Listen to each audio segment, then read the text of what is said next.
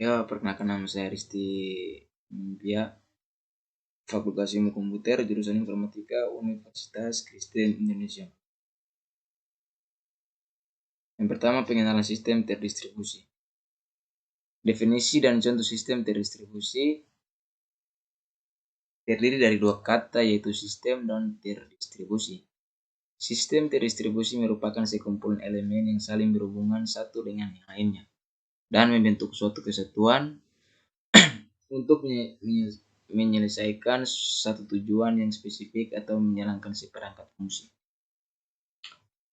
Contoh sistem terdistribusi yang pertama itu internet jaringan proprietary, internet jaringan global, World Wide Web arsitektur client server, mobile, dan sistem komputasi.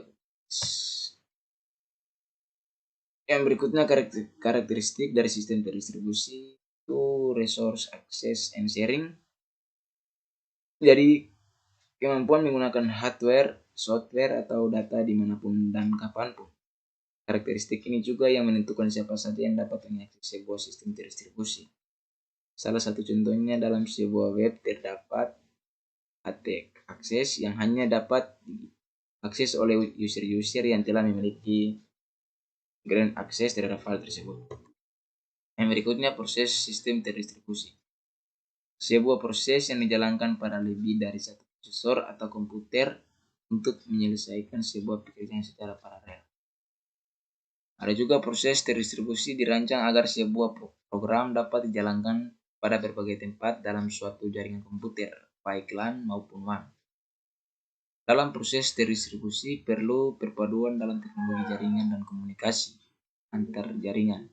Karena selain proses yang harus didistribusikan, setiap host komputer harus menjalankan perintah yang diberikan oleh komputer utama.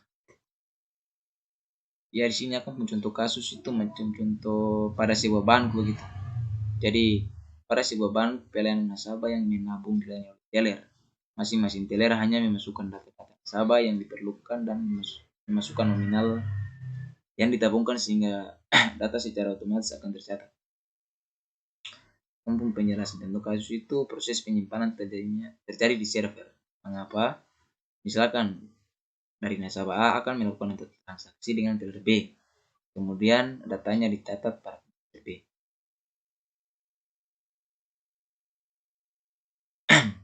Tujuan utama proses sistem terdistribusi yaitu menghubungkan pengguna komputer dengan sumber daya yang transparan, terbuka, dan memiliki skalabilitas.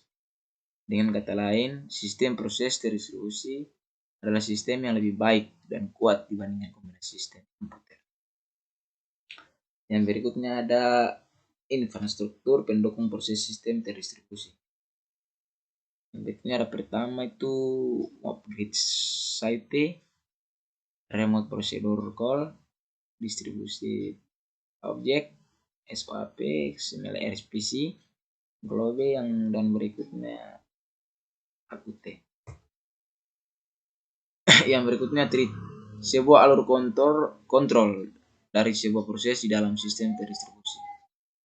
Thread tunggal hanya memungkinkan proses untuk menjalankan suatu tugas pada satu waktu.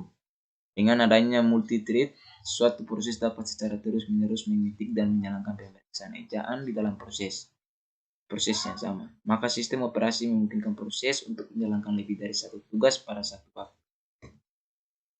Yang berikutnya ada client server. Arsitektur berskala di mana setiap komputer atau proses pada jaringan yang berperan sebagai server. Klien yang paling populer dan digunakan secara luas saat ini adalah web browser, di mana berkomunikasi dengan web server melalui internet untuk mendapatkan dan menampilkan isi halaman web. Jadi dari client server ini akan keuntungan jadi keuntungan juga ada.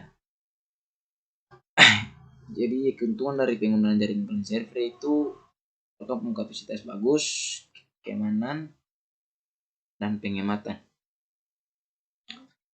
Yang berikutnya adalah arsitektur berskala di mana setiap komputer atau proses pada jaringan yang berperan sebagai client atau server. Yang berikutnya klasifikasi agen. Desktop agen.